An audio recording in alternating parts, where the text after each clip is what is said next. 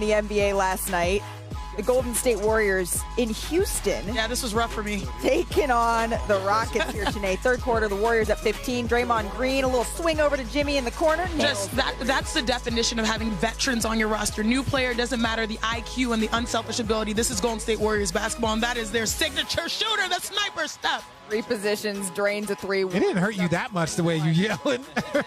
Because, we clawed back. You'll see here, but I love it when you get a sneaky good play. Oh, I'm out of bounds, but actually peekaboo. Peekaboo. Kayla Mar voice. Going ahead to the fourth quarter. Here you go, Sinead. Oh my gosh, I'm making Richard laugh. I won. Up just 2 now. Curry tries to give it to Kevon Looney. Bye. Curry for 3. And then doing what he does best. 4 minutes left here. Relocation 3 times. I feel like the scouting report for the Rockets had to be stay down. Curry and Green just hyped there. And this is our 100 electric moment of the day. Under 3 minutes to go. Give and go. Joy is back. Joy is back. The Warriors big 3. The Warriors up by 9. This is why they got Jimmy Butler. And then right here, under a minute to play. If we're talking about joy, look at this. When Draymond is dagger, you know you're in trouble. Curry finishes with 27 points, 5 threes. Here's Draymond Green on Jimmy Butler after the game. He's a franchise changer. He's done that everywhere he's gone, and he is helping revitalize what we got here. The belief amongst this team now that he's arrived, as opposed to what it was before he got here, it's night and day. Oh, so you're saying we believe is reignited? No.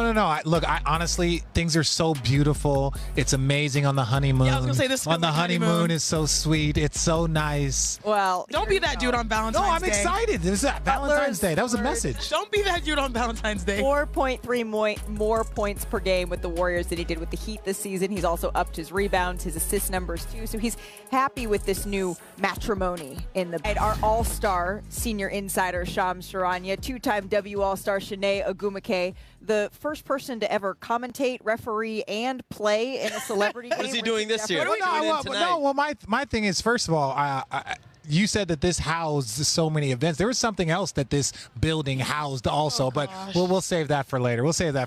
Fine. I'm Malika Anderson. Yes, you are. Yes, you are. Oakland's own, I suppose. We have a packed show today celebrating my hometown, the Bay All-Star Weekend, but we need to start with some action from last night, an All-Star matchup between Shai Gilgeous-Alexander facing off with Anthony Edwards in Minnesota in this one.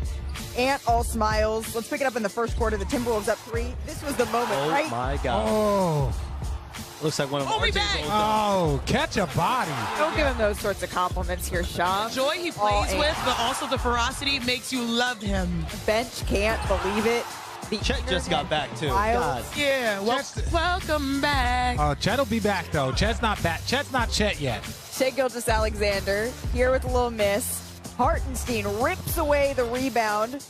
Hustle play. What a fit he's been. SGA had 24 points, 8 rebounds, 9 assists in this one.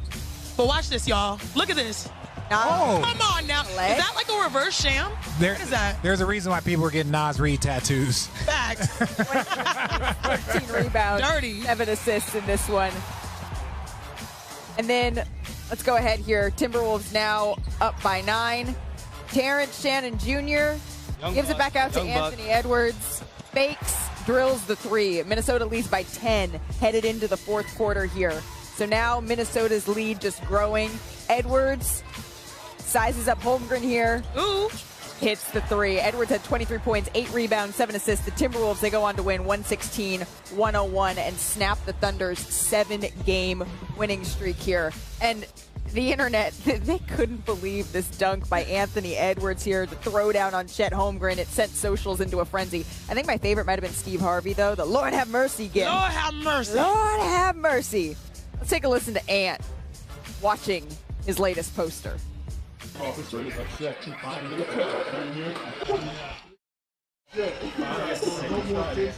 Hey, all I was thinking for real was he wouldn't deny me because usually they deny me. And then Jaden caught it. I'm like, let me see that, Slim. And just rip quick. And all I was thinking was like, he not gonna jump.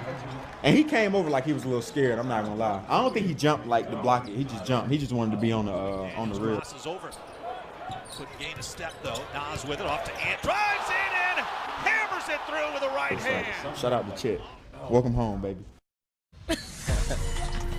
That is demonic. I know, we love it though. Let's go in the bonus though on the Thunder, because as much as we need to unpack that dunk, we also should unpack this loss. This 15-point deficit was Oklahoma City's largest loss of the season. The first game all year where the Thunder have never led at all. OKC had been one of 4 teams to lead in every single game this year. That was until last night. Now the Thunder, they scored just 101 points and they struggled once again offensively when Shea is off the floor. For the season, OKC has the second best offense in the league when he is on the floor.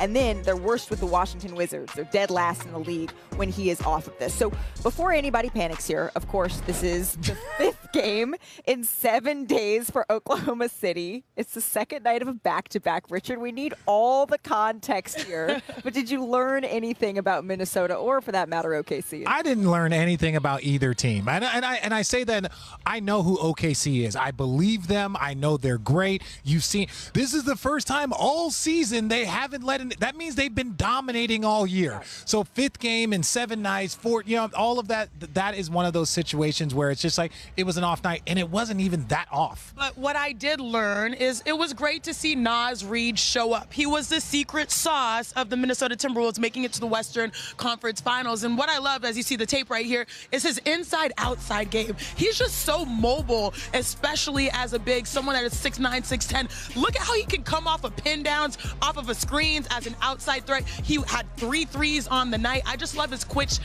twitch ability to be able to knock down shots from the perimeter. But it's also his ferociousness attacking downhill.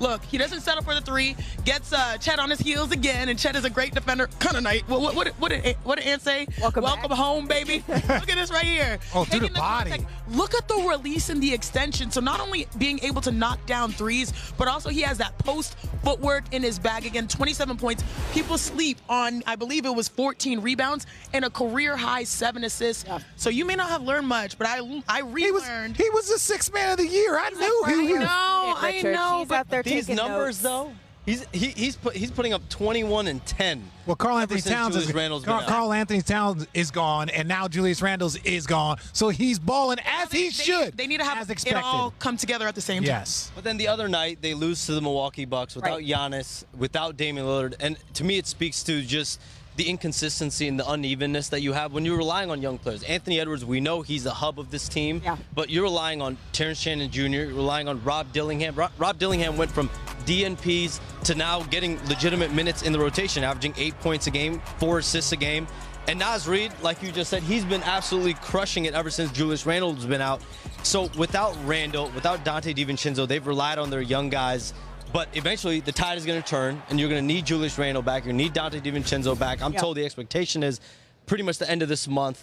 Julius Randle will remain out. Hopefully, at some point in March, he'll be back. Dante DiVincenzo, he's been out with a pretty serious toe injury. They're hopeful that he'll be back at some point near the end of this month. But they need those guys to be back. But in the meantime, the young guys are getting some good reps. Look, this is my thing. I love the elevated numbers and the win would not. But we saw Naz Reid put up very impressive numbers last year on his way to 6th man of the year. So what I'm saying is they have to figure out a way to get Julius Randle back, have him playing like an all-star, then get Naz Reid back to the level. Now the Minnesota Timberwolves are back to where we believe they can be. Right, and doing all of that sort of in the crunch time right before the playoff push is going to be their challenge, making sure they can integrate all of these new parts that haven't gotten maybe the runway that they hoped leading up into the postseason. No one's worried about SGA and the Thunder. It's the All-Star break.